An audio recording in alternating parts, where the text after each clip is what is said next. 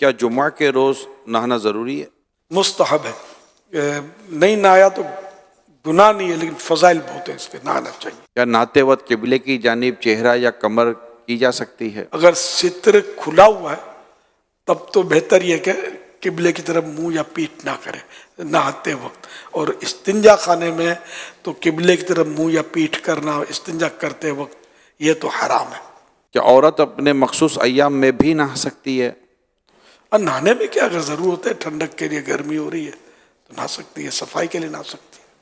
عورت کے لیے غسل کرتے وقت کیا سر کے بال کھولنا ضروری ہے؟ کھول کر مطلب دھونا فرض نہیں ہے، اگر سخت گندی بھی ہے اتنی سخت نہ ہو کہ اس کی جڑیں بھی تر نہ ہو. اگر ایسی سخت بندی بھی ہے چوٹی کہ اس کو کھول کر پانی نہیں بہائیں گے تو جڑیں تر نہیں ہوئی تو کھولنا ضروری ہو جائے گا، ورنہ ضروری نہیں ہے. ہاتھ میں نیل پالش لگی ہو کیا غسل ہو جائے گا؟ ناخنوں میں نیل پالش اگر غسل سے پہلے لگائی ہوئی ہے اور اب غسل کیا تو غسل تو نہیں ہوگا، کیونکہ اس کی تہ جم جاتی ہے ناخنوں پر. کیا غسل بیٹھ کے کرنا چاہیے کھڑے ہو کر؟ بیٹھ کر سنت ہے اور ستر بھی چھپا ہوا ہو. کیا غسل میں کلی کرنا اور ناک میں پانی ڈالنا ضروری ہے؟ ڈالا نہیں جاتا، ناک میں پانی چڑھانا ہوتا ہے نرم ہڈی تک. تو یہ غسل میں فرض ہے، وضو میں سنت موقدہ ہے. اور کلی بھی پورے منہ کے ہر کل پرزے میں پانی پہنچ جائے، دانتوں کی کھڑکیوں میں، سوراخوں میں گیپ ہوتے ہیں، سب جگہ زبان کی کروٹوں، زبان کے نیچے سب جگہ پانی پہنچ جائے ہلکی جڑ تک. یہ غسل میں فرض ہے، وضو میں سنت موقدہ ہے. جب آپ کہتے ہیں غسل میں فرض ہے تو یہ عام غسل میں فرض ہے یا جب فرض غسل کیا جائے تب فرض ہے؟ جب بھی غسل کرے تو ظاہر ہے کہ جب ایک سنت غسل کریں گے، مستحب غسل کریں گے تو اس کا بھی فرض اگر چھوٹ گیا تو غسل کا ثواب تو نہ ملا نا. اور فرض میں تو ہے ہی فرض کہ غسل اترے گا نہیں. اگر عمومی طور پر جیسے کہ صرف ٹھنڈک کے لیے یا فریش ہونے کے لیے غسل کرنا چاہتا ہے تو کیا تب بھی ناک میں پانی چڑھانا فرض ہو جائے گا اور ہر مطلب کہ کل پرزے تک کلی کرنا فرض ہو جائے گا؟ تو غسل اسی وقت کہا جائے گا کہ جب اسی طریقے سے جو طریقہ بیان کیا وہ اب خالی بدن میں پانی ڈال رہا ہے تو یہ پھر غسل نہیں ہے، جبکہ ٹھنڈک کے لیے، گرمی دور کرنے کے لیے، وہ کہتے ہیں تبرید کے لیے، ٹھنڈک کے لیے، تو یہ بھی جائز ہے، مباح ہے. اچھی نیت ہو تو ثواب ملے گا. کیا شاور کے ذریعے نہانے سے فرض غسل ہو جائے گا؟ وہی کلیاں اور ناک میں پانی چڑھا لے جو چڑھانے کا پروپر طریقہ ہے. باقی سارے بدن پر جو اعضاء، جو پارٹس غسل میں دھونے فرض ہیں تو وہ اگر دھل گئے تو دو قطرے کم از کم بہہ گئے ہر جگہ سے تو غسل تو فرض اتر جائے گا. بعض جگہیں ایسی ہوتی ہے بدن میں کہ جن کی احتیاط نہ کی جائے تو اس سے پانی بہتا نہیں ہے، تو وہ اونچا نیچا ہو کر وہ پانی بہانا پڑے گا. اس کے لیے میں مشورہ دوں گا کہ جو شاور میں نہاتے ہیں، کیونکہ آج کل جو بھی شاور باتھ روم میں لگ رہے ہیں وہ ایک چھت کے شاور لگتے ہیں اور بھی وہ فکس شاور ہوتے ہیں.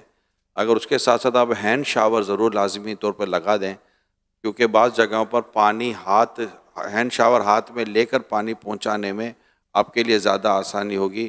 صرف نیچے کھڑے رہ کر پانی اوپر سے آئے، خدشہ ہے کہ شاید اس جگہ پر پانی نہ بہے جہاں پر پانی بہانا بھی ضروری ہے. تو بدن کو ملنا بھی سنت ہے جی، ہر جگہ کو ملنا ہے. کیا غسل کرتے ہوئے کان کے اندر پانی ڈالنا بھی ضروری ہے؟ کان کی جو باہر کی سطح ہے نا یہ دھلی نہیں ہے، اندر سوراخ میں پانی تو نقصان کرے گا ڈالیں گے تو. باہر کی سطح پر پانی بہہ جائے، آپ بہہ جائے. غسل میں یوں کرتے ہیں نا تو مطلب پانی کا چانس تو ہے کہ بہہ جائے. بعض اوقات ہے کہ میل جمے ہوئے ہوتے ہیں یہ کان کی ادھر، میل اتنا سخت ہوتا ہے کہ شاید پانی نہ بہے. یہ میل کو انگلی سے صاف کیا جائے.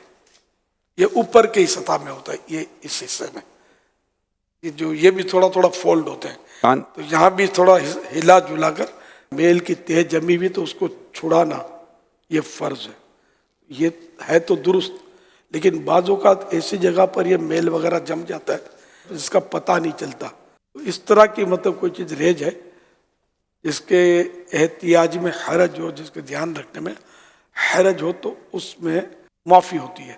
لیکن یہ کہ جب پتہ چل گیا کہ یہ رہ گیا ہے जैसे मक्खी मच्छर की बीट है, इस तरह की बारीक चीज़ रह जाए तो बाहर इशत में भी लिखा है, तो इसको मतलब मैंने रह गया तो अब नमाज पढ़ ली तो हो गई, लेकिन जब पता चल गया तो अब इसको छुड़ा कर उस पर पानी बहाना होगा।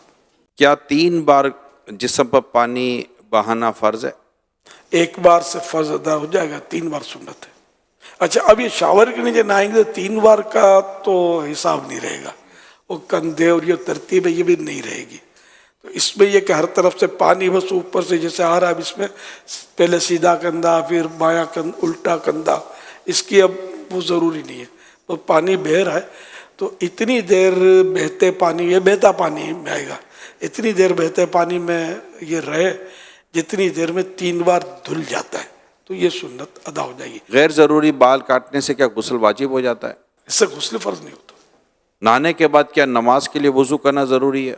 नहा लिया और सही मानों में गुस्ल कर लिया जिसमें वज़ू शामिल है, तो अब वज़ू हो चुका है, तो फिर अब दोबारा वज़ू की ज़रूरत नहीं। कपड़े बदलने से या किसी का नंगा सित्र देखने से वज़ू नहीं टूटता। बारिश में नहाने से क्या गुस्ल हो जाएगा? जी हाँ, अगर कुल्लियाँ नाक में पानी चढ़ा ली और पूरे बदन पर जिस तरह पानी बहना चाहिए वो बह गया, कम से कम 2 कतरे ही बह गए, तो गुस्ल का फ़र्ज तो उतर जाएगा। हर जगह वही एहतियात के साथ पानी बहना चाहिए बारिश का भी। और वज़ू के लिए भी अगर आज़ाए वज़ू पर पानी बह जाता है, नाक में पानी चढ़ा ले, कुल्लियाँ कर ले। खैर अगर किसी ने नाक में पानी नहीं चढ़ाया, कुल्लियाँ नहीं की, वज़ू तो हो जाता है, लेकिन सुन्नत मुक्कदा है ये कुल्ली और नाक में पानी चढ़ाना।